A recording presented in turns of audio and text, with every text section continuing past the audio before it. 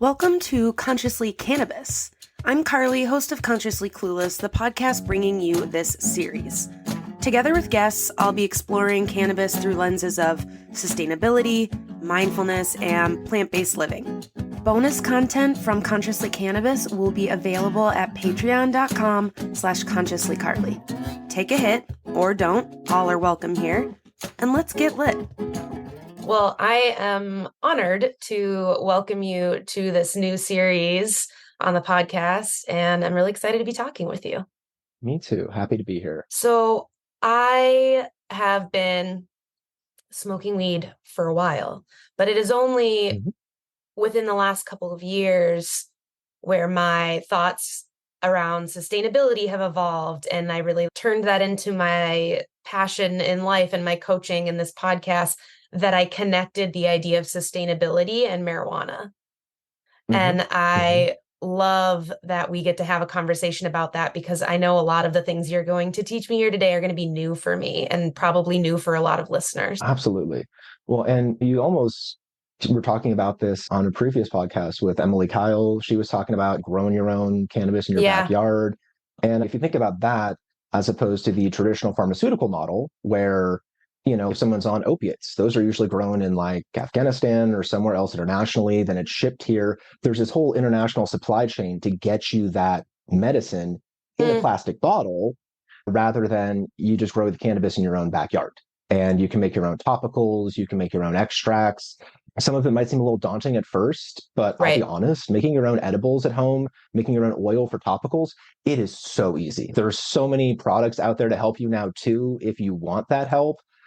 It's honestly, if you can bake, you can make cannabis butter, cannabis topicals, I love it as a different to the traditional model of pharmaceuticals. Nothing against pharmaceuticals. They have a role, but like 100%. If you can use cannabis and just grow it yourself, that is so much more sustainable. It really doesn't get more sustainable than that.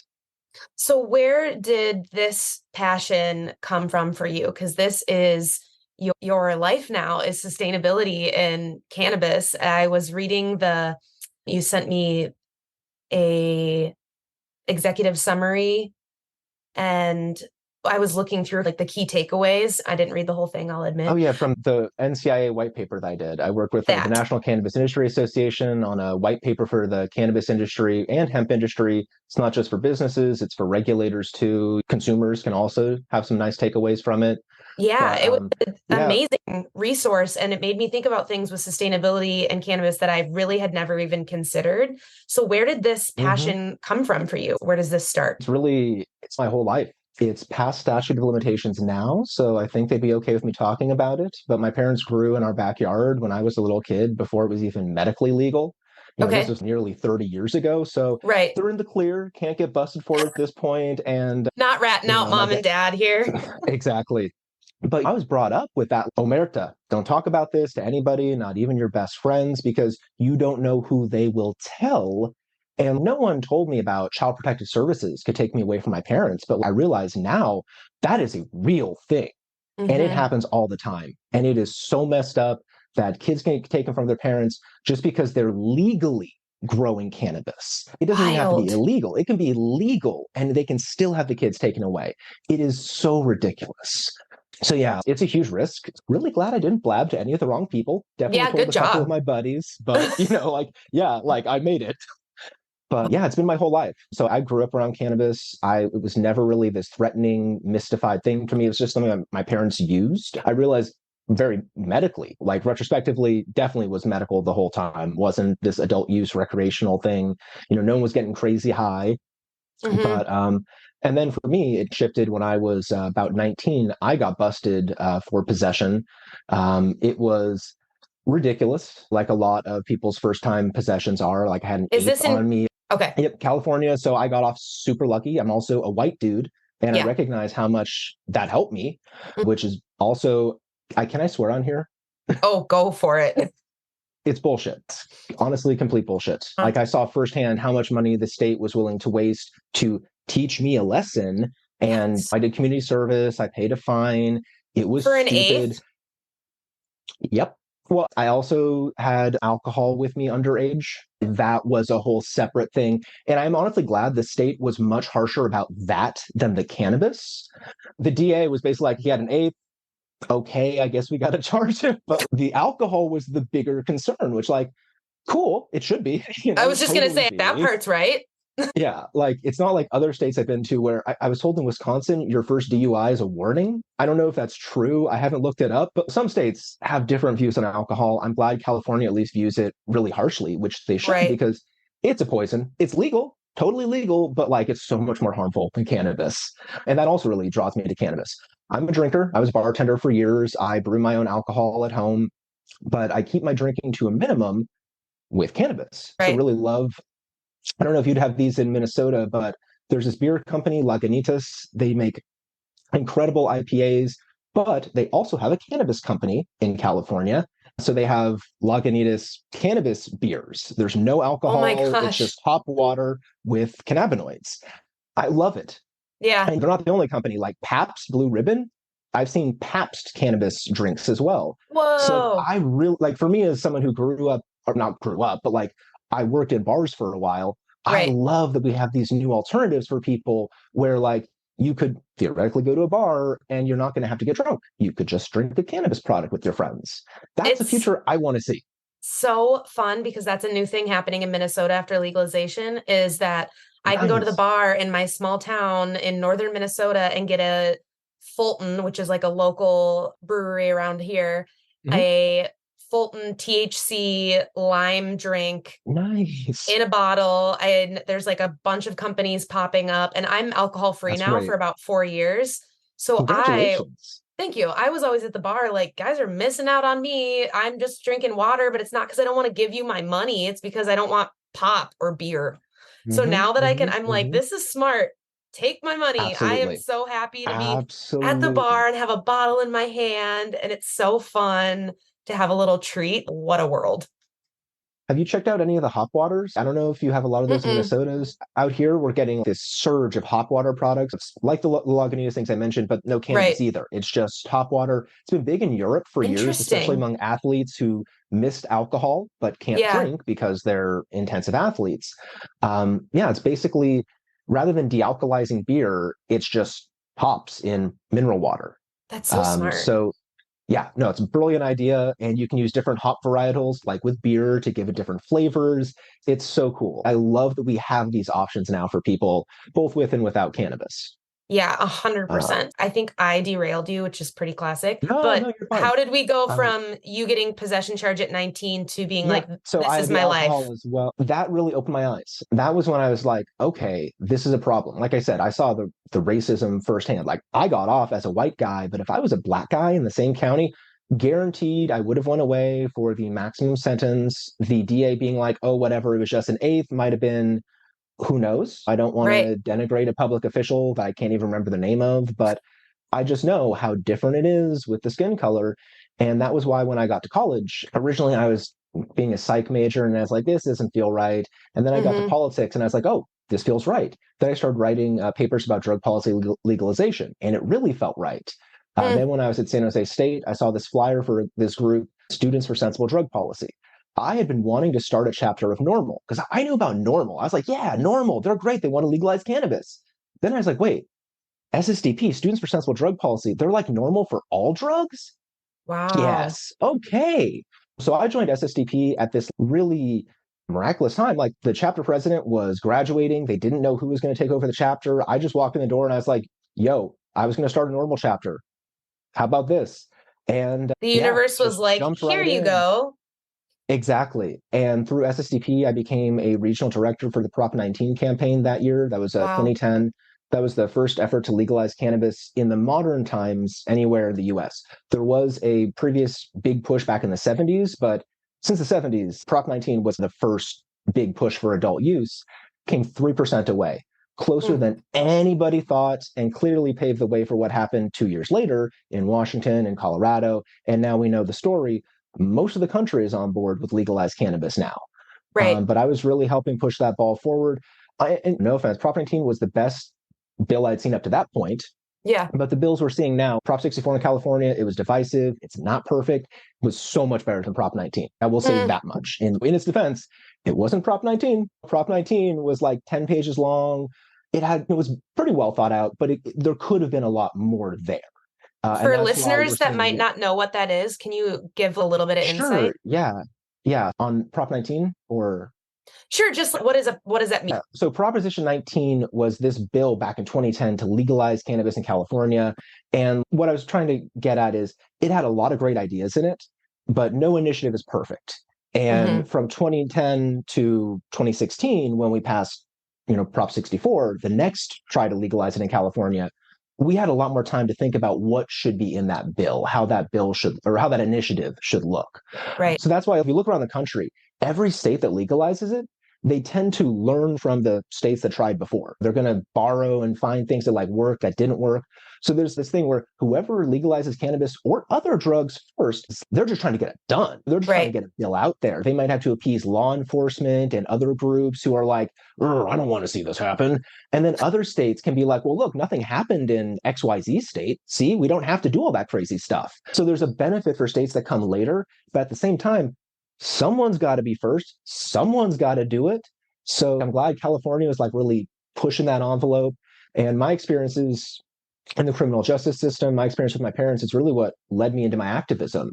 Mm. The way I view it is with cannabis legalization, we had this first wave of people trying to legalize it. Those were like your OG growers back in the 60s, the surfers sneaking seeds back to the US. They are the true OGs who started everything. All the Right. first breeding projects, all the first cultivars that we now love. But then they started going to jail for growing a plant. That's when the second wave of activists came around. That's when you got your Jack Herreras, your Dennis Perones, your people who were like, hey, no one should go to jail for growing a fucking plant. Right. And maybe we should be able to use this medically for AIDS, for HIV, for cancer, for all kinds of things. So then you got like this kind of third wave coming in of Wall Street, basically, the green Mm. rush. The activists took the ball to a point where we got legalization. This is now legal industry. And who has the knowledge and expertise to get it further? That's when companies start hiring folks from outside the industry. Companies are grabbing folks from Target, from other big industries, because they have the knowledge to scale businesses.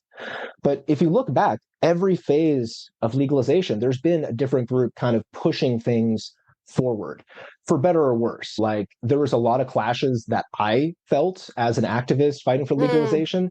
The biggest argument I heard in the Prop 19 days was, I don't want to legalize it. My friends will lose money. No one's going to be on the same page.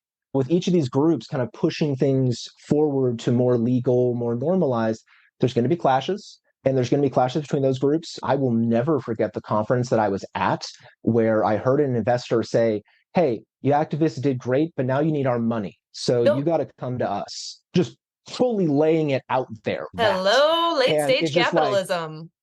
yeah, it's wow, man, you're not Whew. winning any friends here. And it Yeah. was actually like an activist conference. It wasn't even a business conference. And this guy is just coming out the gate, Ooh, just and this this is guy. how it's going to be. Yeah. Not going to out what conference that was. This was almost a decade ago. It was a long time ago. Things But that evolve and mentality shift, is we know. still there.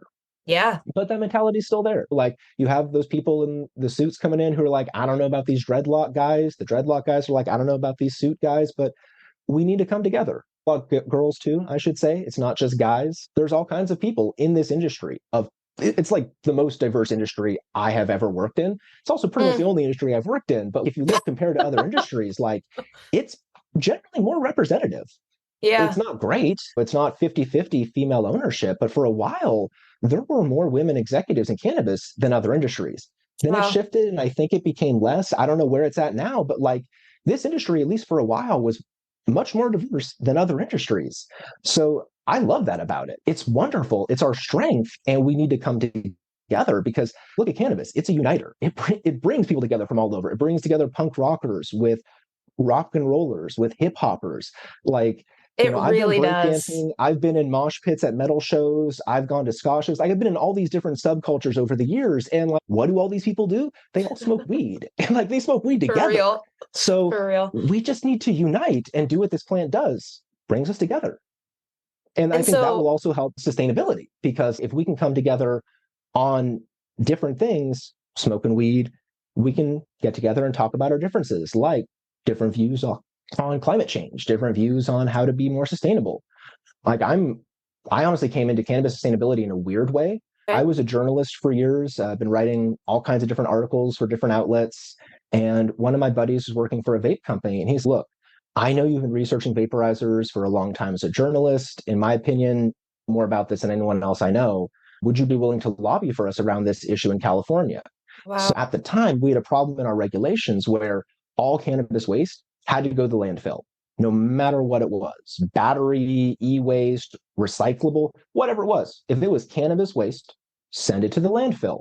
Even worse, you had to make it unusable and unrecognizable first. So in the case of like vape pen and its battery, horror stories I've heard from actual waste processors were bud tenders taking them out back, smashing them with a hammer. One company threw batteries into a bucket of paint, which began to smolder and smoke. Sorry, not quite smolder. It didn't catch fire, but it smoked. It produced smoke. I've heard other horror stories with non-vape products where people make their edibles unusable by soaking them in bleach because then, well, you can't use them. But Oh anyone my digging in the God. trash doesn't realize that. And now you've created hazmat. That's now a hazardous waste. So the state basically gave people no rules whatsoever about how this rendering was supposed to take place, just that it was supposed to happen. And even worse, initially California said all the rendering had to happen at the facility that produced the waste rather than a licensed facility. So like Like that'd be like none, every literally none of Starbucks, that makes sense. that'd be like every Starbucks, every McDonald's processing all their old waste on site. So McDonald's, your Slurpee or sorry, your smoothie machine or sorry, shake machine breaks down, take it out back, break it down till it fits in your trash, and then like it's That's insane. bonkers. It's utterly insane that all cannabis waste had to be processed on site. It makes no sense at all. So that got changed in California a little bit. We're still working on it. If you talk to the waste haulers, they will tell you about all kinds of problems they're still having because the regs aren't perfect. They've come a long way since I first started lobbying in 2018, but not as far as Colorado. Hmm. Colorado, like the Marijuana Enforcement Division, they were like, oh, we get this. This is a problem. We never meant to make recycling illegal. And you're telling Mm. us people want to have recycling programs where they can take their vapes back and then turn them into new vapes? Great, let's try and make that possible. So Colorado actually created language in regulations, in statute, to allow dispensaries and other licensees to collect cannabis waste and return it to other licensees for recycling. Basically, EPR. They didn't Right. require EPR, extended producer responsibility, but they just opened the door where it actually can happen there. California almost required extended producer responsibility for vape devices in a bill this year, but they exempted tobacco products, and because a lot of federal definitions around tobacco are super broad, they include anything vaporized. So cannabis vaporizers were also exempted. Yeah, if you look at the definition in a lot of like federal tobacco regulations, the way it's worded, it's like that it vaporizes nicotine or any other thing. So like even water Huh. vapor theoretically would be considered a tobacco product under some of these federal definitions because they're so ridiculously overbroad. So what was the, I guess I can probably make some assumptions, but what is, Why they won that exemption?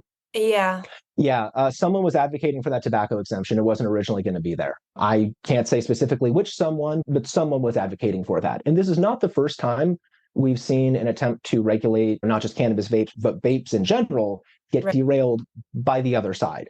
Again, not trying to denigrate any one company, any one group. I would love for their help in this because they are much more funded than cannabis companies are. They don't pay 280E taxes. They got a Right. pretty sweet deal so far. Like in the words of the people I've been working with in the sustainability space, we love that the cannabis companies are working with us. We wish we had that same support from other types of vape companies. 100%. But so far, cannabis is like really on board with sustainability. The California Cannabis Industry Association was backing a really great bill that got passed last session, which requires vape devices in California not to be called disposable. Basically, if you're selling like a all-in-one device where the battery and the cartridge Yep. chamber is all attached, you have to call it all-in-one. You can't say disposable because in the consumer's mind, that means, great, I can just throw it in the trash. But Yep. actually, that is hazardous waste because of the lithium ion battery, because of the e waste involved. It requires special processing. It's a small bill, but it should help a lot in terms of keeping some of these e waste devices out of the trash. And And because it's a small bill, it doesn't cost the industry much at all. It's just right. change the branding a little bit. So would you say that right now, in terms of the conversation about cannabis and sustainability, is are vapes and like electronic devices kind of top of mind, would you say? Because there's so many other aspects of sustainability in It cannabis. depends on who you're talking to. Yeah. Okay. And it's so multifaceted. So, depending on who you talk to, I would say, in terms of the scientific academic research being done, in terms of what a lot of regulators are focused on, they are still heavily focused on Mm, cultivation water use, on pesticides, on, I'm going to be honest, illegal cultivation more than legal cultivation. okay. Most legal cultivators are doing quite a good job. I wrote about this, God, like I think 2020 for Cannabis Now. But based off current data, California's cannabis products actually had a lower rate of pesticide contamination than traditional agricultural products. So Wow. just going to throw it out there, if we're talking about problems with cultivation, you should go to Driscoll's Strawberries before you go to any cannabis farm. In terms of contamination, actually, John Oliver, last week tonight, just had a great thing about Hmm. food safety. Leafy greens, that's number one, apparently, for could have issues. But if they really want to get real about cultivation problems, it's the leafy green producers, it's not cannabis farms. So, like other people, they're going to point to packaging waste. And for me, that's kind of my big Right. thing. I feel like a lot of products are severely overpackaged. I actually just presented a study earlier this month to the ASTM International Symposium on Contaminants in Cannabis. So ASTM International is this group that creates standards for cannabis and all kinds of other industries. Road density, like asphalt density, what can be in railroad materials, like whatever it is, you name it, Interesting. that's what they do. They create standards. So like in 2017, ASTM created the first cannabis standard. I've been fascinated with them for a while because it's, oh, great. This is this non-governmental group that just creates scientific based standards. That's awesome. I'm all about What a that. dream. Yeah. So the study I presented was focused on cannabis and hemp packaging. And what I found was after the Department of Cannabis Control in California, the DCC, was created, after they put in their regulations, the amount of packaging waste being generated every year. And these are really rough estimates in my study because, Right. well, before the DCC, no one was collecting data at all. After the DCC, maybe the data is being collected by metric, but I can't get access to that because I am not a cannabis licensee. When I asked Metric, they were just shut me down. Oh, you're not a licensee? Nope. So even if Wow. they're collecting that data, they're not willing to give it to me. So I based my Mm, estimates on like 230 different samples of cannabis packaging that I have because I'm a nerd. And when I buy cannabis products, I will save the packaging. So I have tons of samples of packaging, both before legalization, after legalization. So I created like average weights for each market category, then used interesting. sales data to figure out what each market stream would be. So what I found based off my numbers, 32% increase in overall waste volume with the regulations. And big reason really seemed to be the requirement for child resistant packaging. But if you break down the data and look at specific categories, it gets really interesting. Flower products, the Mm, weight barely increased at all with child resistant packaging, which is great, like 7%. Like that's pretty much negligible. right. Whereas vape concentrate products ballooned like crazy. It nearly doubled to about 37 times the packaging weight as product weight. It is the most overpackaged category by far. And a big thing that inflates that is the weight of the cartridges. Think about how much a metal cartridge weighs. That's going to be about Right. 15 grams for a half gram or maybe a gram of oil. That is a ton of packaging just in the cartridge, not including everything around that cartridge when you bought it. So yeah, that is a big factor in driving the waste stream, the vape sector, just because they are so horrendously overpackaged. But Hmm. unless there's a way to decrease the weight of vaporizers, but still keep the quality high for consumer safety, I don't really see a solution other than people vaping less. But people don't want to vape less because they'd rather vape than smoke. So it's a situation where that's where EPR comes in, right? Make the producers Can responsible you for the remind product. listeners again what EPR Yeah, is? that's I think that's a helpful extended producer term. responsibility. So extended producer responsibility is this concept. We have it in paint, we have it in batteries, we have it in all kinds of different industries, carpet, you name it. There's all kinds of industries with EPR requirements where they're the producers, they put this product on the market, and the idea is they're the ones who should be responsible for it for an extended period of time. It's not just on you, the consumer, once you bought it, now it's your trash to deal with. Well, no, company, whatever, you put that product on the market, Right. you should have some role in dealing with the waste you've generated by putting that product Right. out there. And just to be clear, it's not just about cannabis vape EPR. This is something that should be there for all kinds of I vape was just going to say, products, could you not imagine just vape the products. fast fashion industry with EPR regulations? Oh, yeah, that's a huge one. Oh, man. I buy all my stuff at thrift stores. If I Mm-hmm. don't buy it at thrift stores, I'm buying something intentionally very high quality and organic that I'm going to keep for Same. many years. Mhm. Yeah, I abhor the fast fashion industry. It's just like, especially because if you want to It's save money, sickening, go to a thrift store. Just go to a thrift store, right? buy something that's going to last. It's going to cost you the same amount. It's nuts. It's And bonkers. it's fashion cyclical as well. So it's just go back 20 years. Just dig back to the 90s. You'll be great. Hey there, it's me. If you're digging this conversation so far around conscious living in this episode and you're feeling inspired to make change, that's literally why I'm here. If you want sustainable ways to be sustainable, you hear eco-friendly or green and wonder if you're doing it right. You want to make your diet more earth-friendly by going vegan. You want to live a more connected life, but you're not even sure what that means. No judgment. It is possible to feel excited about making changes to make a difference in the world every single day with your choices, to go vegan and stay vegan without feeling like you're missing anything, or to learn how to make good choices for the planet without feeling stressed.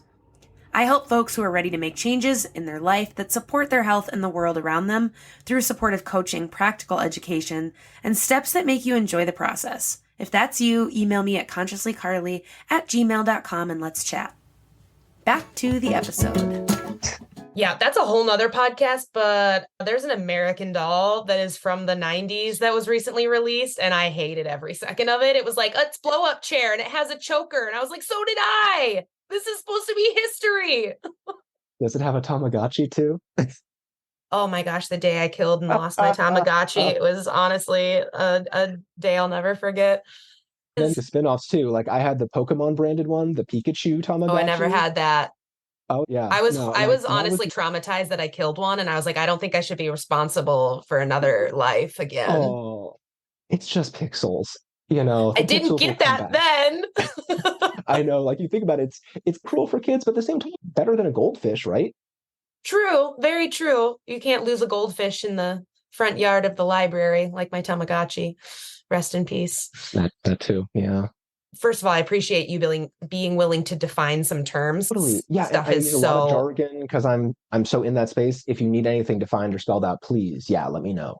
and I think that it's helpful too to be able to have these conversations and explain some of those things, because you might read an article about this and think, yeah, EPR and sustainability and cannabis, but I'm like just trying to smoke some weed. So how do you talk to people who are like, dude, I don't know, I'm just trying to get high. I just want to, or even I just need to use it for my XYZ medical condition medicinally. I can't think about this. What is your elevator speech to get people to be thinking Yeah. about cannabis and sustainability? Yeah, so I going back to like my bud tender days because that Yeah. was basically where I had to coin that. If someone was coming in asking for a vaporized product, usually the kind of sell I would give them like, well, I get that you want to vape, you don't want to smoke. That's totally cool. Have you thought about trying a tincture? Mm. Tinctures affect you very quickly, just like a vape, just like smoking. It's an almost immediate onset, rapid duration, very similar effect profile. It's going to spare your lungs, just like vaping. It's honestly even more discreet than vaping. So if discretion is your concern, and Yeah. that was the thing a lot of people mentioned why they wanted to vape and not smoke. They didn't want to 100%. smell like cannabis. But all right, well, how about not smelling like it and not blowing a huge cloud that's going to call attention to yourself? Or You doing know, like this. some people People like to blow so a big. Oh yeah, the sleeve thing. Yeah, the no, sleeve thing, or it's. all of a sudden you're like in your shirt or something. You're like, okay, what are we doing here, people? I just got this idea. You need a hoodie with a little filtered spot where you can just pull. Can you imagine? They have hoodies with headphones in it. I think it's a Oh natural yeah. progression and evolution. Oh, I'm sure I'll that's have to like cut this that's out so still no the one wearable steals this technology. idea. Go for it. Yeah, take it. No, but I would get people to sell on tinctures or like Interesting. transdermals. Transdermal products also pretty quick onset. But the cool thing with transdermals is you get like more sustained effects. Transdermals can Mm, last for hours, possibly if it's like a transdermal patch. If someone is working and they like that smoking like effect, a transdermal is giving them constant distribution of cannabinoids over an extended period of time. Compared to an edible, edibles, it takes a while to set in, it peaks, it drops off. the way transdermals are supposed to work, I can't speak about every company's product. Yeah, I've never In tried one of theory, those though, the way those patches. products are, yeah, check them out if you can find them. They're rare. Like they're one of the less Yeah. common product types. But the whole idea is it's supposed to give you an even distribution of cannabinoids for an extended period of time. I've had some companies say 12 hours or more. So like Wow. you just leave it on, you can leave it on overnight, all day while you're at work or something. Most of them, if not all of them, are waterproof. So if you're swimming or doing something active, shouldn't be an issue. Like Interesting. I don't use them that often, but it's a cool method of ingestion.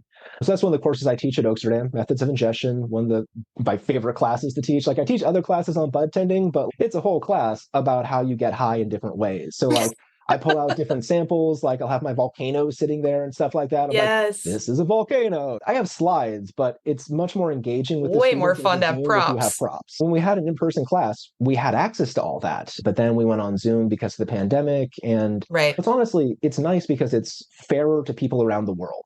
Mm. Previously, people would have had to come and relocate to Oakland for a month or more, maybe up to 4 months in some cases, because the semester classes went on for a while. That's asking people a lot to do that. Whereas now, it's just fun scheduling stuff sometimes. Like we'll have people I had a guy in Taipei, we had a guy in Taiwan, people in countries where it's not even really legal there, but Right. they're getting this knowledge because they want to be ready for when it goes legal, because everyone knows all over the world legalization is coming. It's Right. a matter of time, which is great. Like I think we'll have a more sustainable planet with that. Like dovetailing back to talking about cannabis packaging, like hemp Hmm. packaging, I'm all about it. Right now, there are some difficulties because, processing hemp bioresin is different than your traditional plastic resin. Mm. But like, I would love a world where we just phase out your traditional plastics and it's all just hemp or other plant cellulose bioresin. Like, there's enough plant waste in the world where we could totally do that. All Yeah. the Ziploc bags, all that, it could all be bioplastic.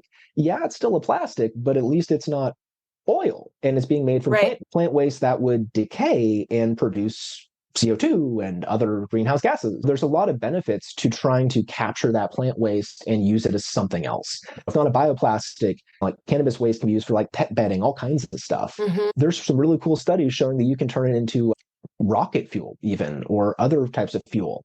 The cellulose can be broken down into fuel, the terpenes can be broken down into fuel. Wow. Yeah, different parts of the plant can become different types of fuel. This is an amazing plant, and we're just scratching the surface on how it can save this planet. You go back years, I mentioned Jack Herrera briefly earlier. People don't know him. He wrote the book The Emperor Wears No Clothes, not the old school kid story, the new one about hemp legalization.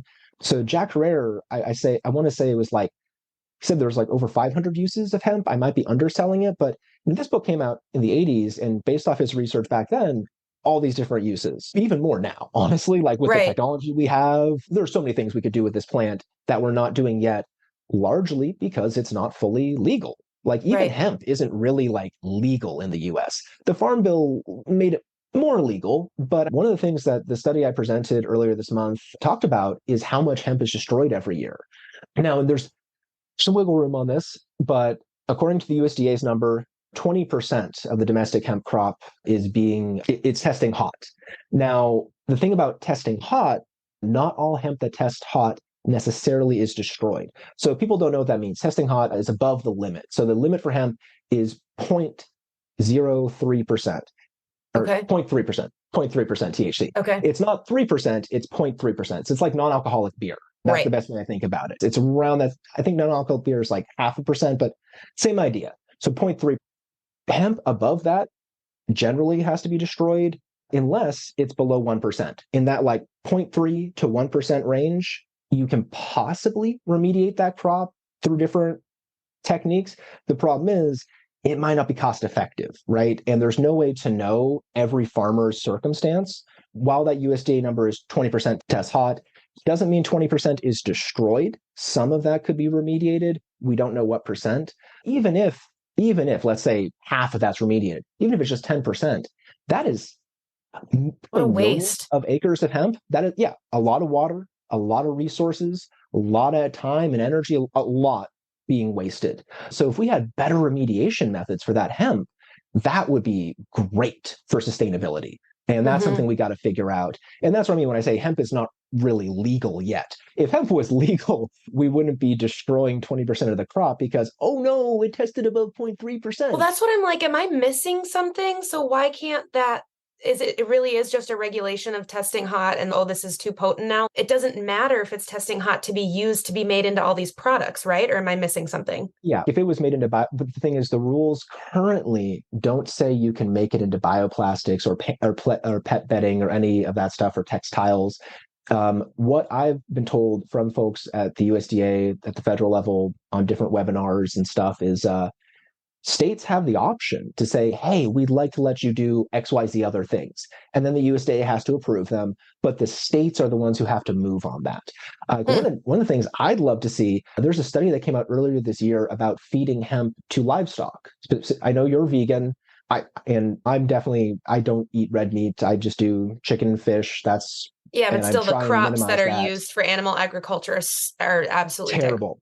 degrading to When the also planet. it's a health thing for the animals as well. For thousands of years, these animals evolved to have hemp in their diet, and not just them, but people eating them.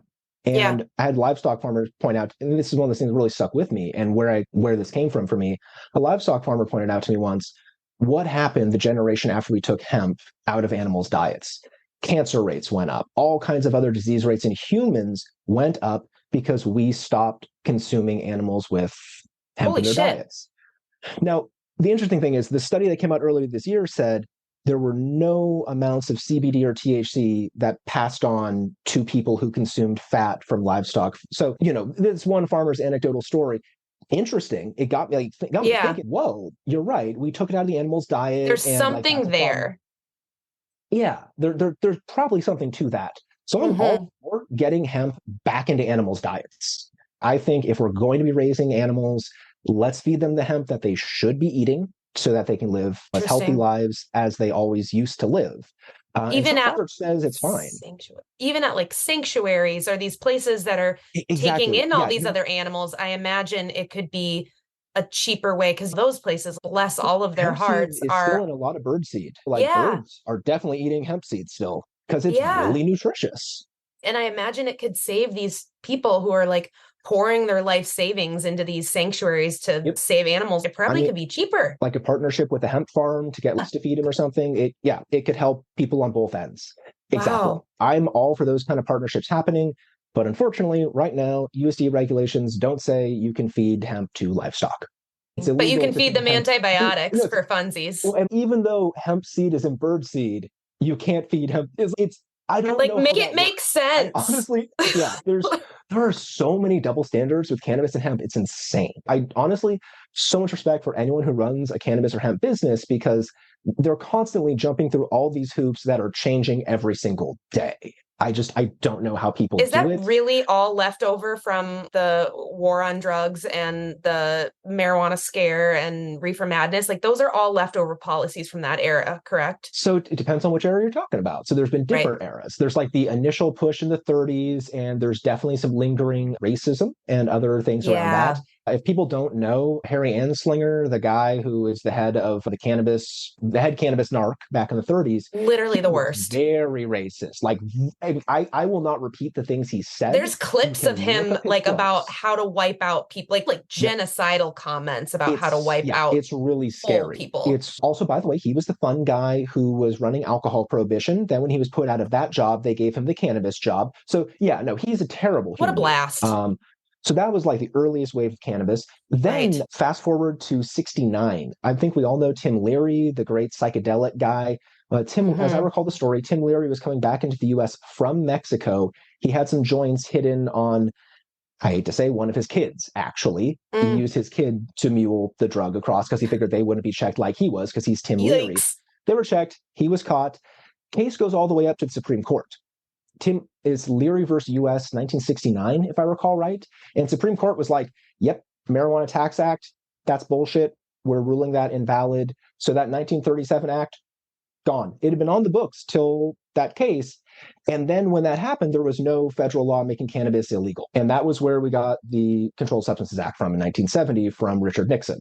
So that case led us into the next phase of cracking down. Then we got Reagan and a whole nother phase of cracking Wah, wah. down. So there's been like successive phases where we've just Yeah, really clamped down. And Controlled Substances Act, in my opinion, is where things really got terrible. The original Marijuana Tax Act was awful. It didn't make sense. Racism made it happen. right. And just lack of understanding. Like if you look back at the history, most of the people who voted for it were not aware that it would ban hemp farming. And when they found that out, Of they were course not. pissed off. Yeah, Yeah, like they were pretty annoyed because yeah. we grow that in my state. What? Wow. Yeah, but it was passed, and there wasn't enough will to unpass it. Yeah, so it's just you look back at the history of cannabis prohibition, and it's just been like one mess after another. And Hmm. I just keep hoping it's getting better. Like it's getting better now since we got legalization in 2012. It's been getting better, even at the federal level. Like we have a budget writer protecting us. We don't have an actual Mm, law protecting us, and that's the kind of that's again like how we're not really like legal yet. Even hemp businesses are relying on that. There's this budget writer yeah, saying, hey, if it's legal under state law, don't bust these kind of businesses. But that's just a thing that they're putting in the budget every single time they have to pass a budget. And sometimes people like to cause a fuss over that and say, hey, let's not include it this time. Then they get shouted down. But it's like a headache for these industries they shouldn't have to right, deal with.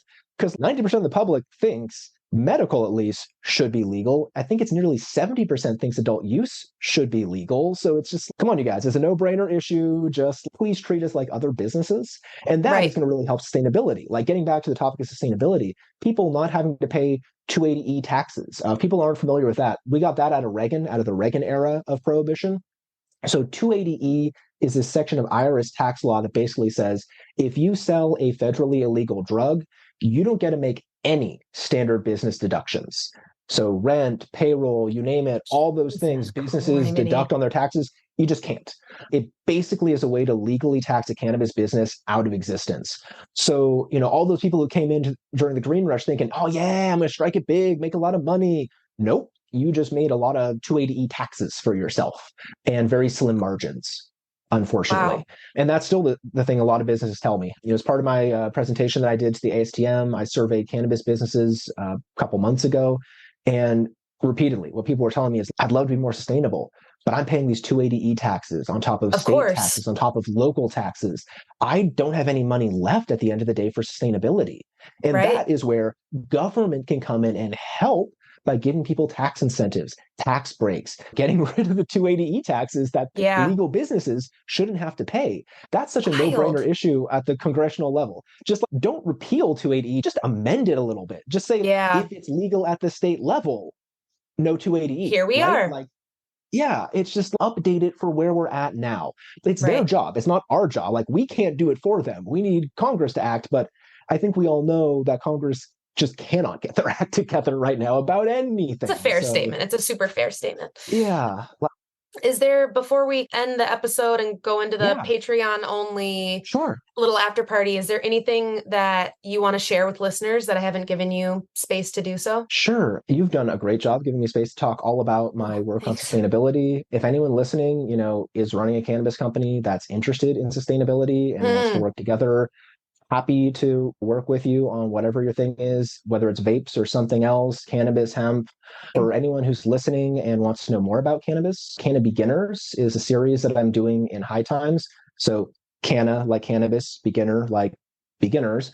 So just look up on High Times Canna Beginner, you'll get to my series. And it's a mix of cannabis culture stuff, cannabis science stuff, cannabis history, history of some famous cultivars like Blue Dream. Also, earlier this year, I was a co author on The Bud Tender's Guide, a reference manual for cannabis consumers and dispensary professionals, which you can find on Amazon. That was my bud tending class at Amsterdam, got turned into a book. I So love if that. I you don't can't want to wait to go to look up the High Amsterdam, Times series. it's great. Check it out. I don't know if you're into punk rock music or not, or any sort of alternative music. The history of Acapulco Gold. I had no idea that Acapulco Gold funded like the alternate music scene on the West Coast, like back in the early days. Crazy. Like the things that I So learned fun. from writing these articles, I love it. I go into it thinking like, yeah, I know about this a bit, but I always come out the other side knowing so much more. And I love it. And that's what I love doing for my readers as well. I The will highest link praise I all of got that in the show notes so people can find it easy. Thank you so much for having me on today. Like, it's been a great conversation, Carly. I really appreciate it. Thanks for listening to an episode of Consciously Cannabis. If you're not ready for this episode to be over, don't worry. Every Consciously Cannabis episode has bonus content.